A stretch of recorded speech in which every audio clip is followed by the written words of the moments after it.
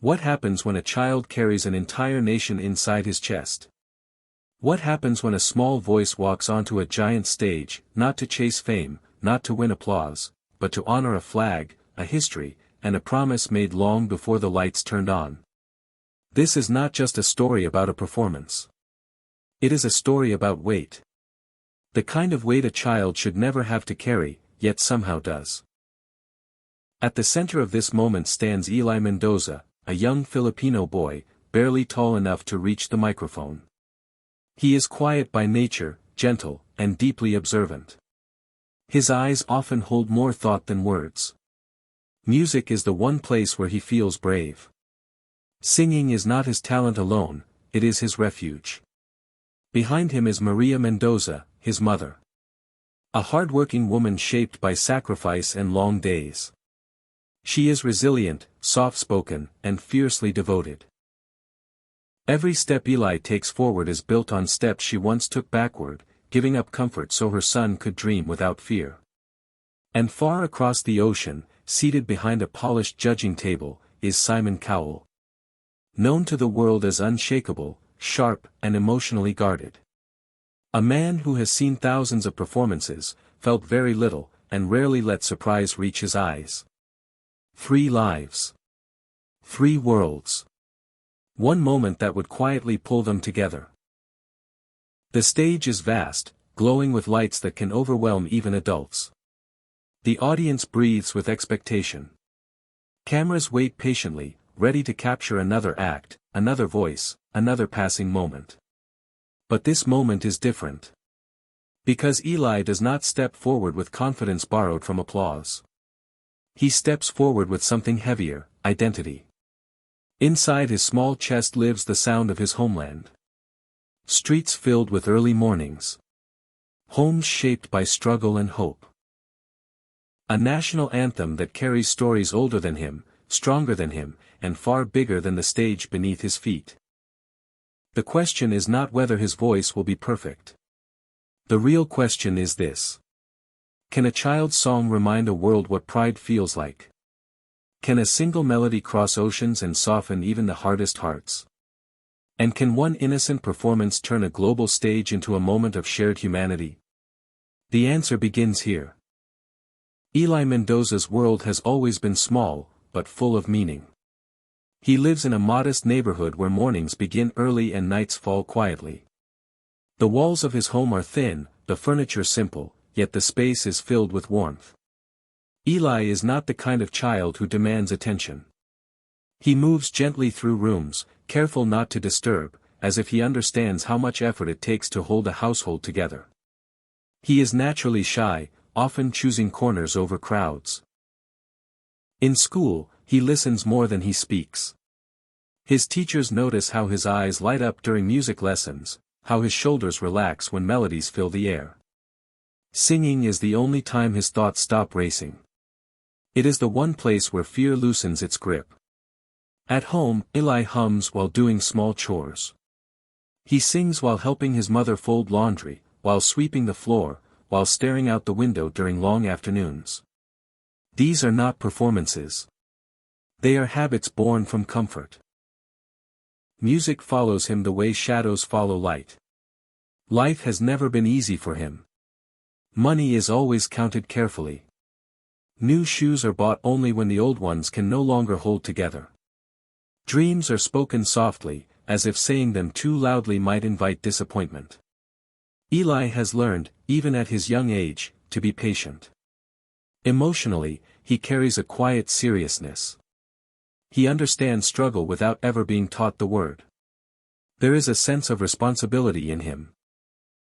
An unspoken desire to make things better, even if he does not yet know how. Some nights, he lies awake listening to the city breathe, wondering if his voice could someday reach beyond those walls. Yet despite the weight he carries, Eli is not sad. He is hopeful in a careful way. He believes in effort. He believes in meaning. And he believes that songs are more than sound, they are memories, prayers, and promises woven together. As the day of the audition arrives, his emotions are tangled. There is excitement, yes, but also fear. Not fear of the stage, but fear of failing something bigger than himself. He is not just singing for judges or applause. He is carrying the echo of home with him. And that thought stays with him, steady and heavy, as he prepares to step forward. The greatest struggle in Eli Mendoza's life was never visible on the surface. It lived quietly inside him. As his voice began to grow stronger, so did the weight attached to it. Singing was no longer just something he did to feel calm. It slowly became something others expected from him. Family members would pause their work to listen. Neighbors would grow silent when his voice floated through open windows. Pride followed him everywhere, but so did pressure. Eli began to feel torn between joy and responsibility. There were moments when he felt alone with his gift. Children his age played freely, laughed loudly, and worried about small things. Eli worried about meaning. He worried about whether his voice was worthy of the hopes placed on it. Some nights, he would stop himself from singing, afraid that loving it too much might make losing it unbearable. The national anthem, Lupang Hinirang, became the center of his conflict. Every time he sang it, his chest felt heavy. The song carried history, sacrifice, and honor. It reminded him of his parents' struggles, of stories passed down through quiet conversations, of a country that endured far more than he ever had. Eli feared that his young voice might not be enough to carry such depth. There was also the distance. Leaving home for the audition meant stepping away from everything familiar. The sounds, the smells, the comfort of routine. In that distance, doubt grew louder. He wondered if people would understand the emotion behind the song, or if they would only hear notes without meaning. Loneliness followed him closely during that time. Surrounded by crowds yet emotionally isolated, Eli felt smaller than ever. He missed home deeply, missed the safety of singing without judgment. The stage ahead felt cold, vast, and unforgiving. Regret hovered quietly too. He questioned whether choosing this song was a mistake. Whether honoring his country on a foreign stage was too much for a child to carry. Whether silence would be safer than risking misunderstanding. Yet walking away was never an option. Because beneath the fear lived something stronger, a sense of duty. Eli knew that some songs are not chosen for comfort. They are chosen because they must be sung. And even though his hands trembled and his heart felt unsteady, he carried on. The conflict did not weaken him. It shaped him. The turning point did not arrive with thunder or noise. It arrived in stillness. As Eli Mendoza stood on the stage, the lights washed over him, blurring the faces beyond. For a brief moment, the size of the room threatened to swallow him whole. His heart raced, not from fear of judgment, but from the realization of how far he was from home. Thousands of miles away, yet carrying everything familiar within him. Then something unexpected happened. The pressure that had weighed on his chest for so long began to shift. Instead of resisting it, Eli accepted it. He stopped trying to be strong. He stopped trying to be perfect. In that quiet instant, he understood something simple but powerful. The song was not asking him to prove anything. It was asking him to remember. He remembered early mornings filled with soft humming. He remembered his mother's tired smile. He remembered stories of resilience woven into everyday life. Lupang Hinirang was no longer a test. It became a bridge, between past and present, between a child and a nation, between fear and purpose. As he began to sing, his voice carried more than melody. It carried surrender. There was no rush. No force. Each note rose gently, as if guided by something older than him. The stage no longer felt cold. It felt sacred. The audience, once distant, seemed to fade into silence, replaced by a sense of shared breath. Even the judges felt the shift. What they witnessed was not a performance shaped by training alone, but by truth. A child standing unguarded, offering something deeply personal without asking for anything in return. The room softened. The air grew heavy with attention. It shaped him.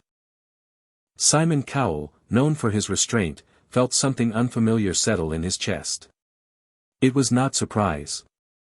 It was recognition. Recognition of sincerity so pure it could not be measured by technique or scorecards. In that moment, Eli's life quietly changed. He was no longer just a boy carrying doubt. He became a voice carrying meaning. The realization transformed him. Fear loosened its grip. Loneliness dissolved. What remained was clarity. No matter what followed, this moment belonged to him forever. A child had stood still in the center of the world, and the world had listened. Long after the lights dimmed and the stage emptied, the feeling of that moment remained. Not because of fame. Not because of judges or applause. But because something honest had been shared. Eli Mendoza did not change the world by being loud. He changed it by being sincere. His story reminds us that true strength does not always come from confidence. Sometimes it comes from choosing courage while still feeling afraid. A child stood before millions and carried his homeland in his voice. Not as a symbol of perfection, but as a symbol of connection. In doing so, he showed that pride does not demand attention. It reveals itself quietly, through respect, memory, and heart. The lesson is simple, yet often forgotten. We do not need to be ready to honor what matters. We only need to be willing. Eli did not wait to feel fearless. He did not wait to feel worthy. He stepped forward with uncertainty and allowed truth to guide him. And in that honesty, others found themselves reflected. Different countries. Different lives. One shared emotion. Even Simon Cowell, a man known for measured reactions, was reminded of something deeply human. That music, when stripped of performance and expectation, becomes a language older than judgment. A language that reaches places words cannot. This moment teaches us that age does not define impact. Size does not define power. And silence, when filled with meaning, can speak louder than noise. For those watching, Eli's journey becomes a quiet invitation. To honor where we come from. To carry our stories with humility. To speak our truth, even when our voice feels small. Because sometimes, the bravest thing we can do is offer our heart without armor. And when we do, the world may not always applaud. But it will listen. That is the power of authenticity. That is the power of remembering who we are.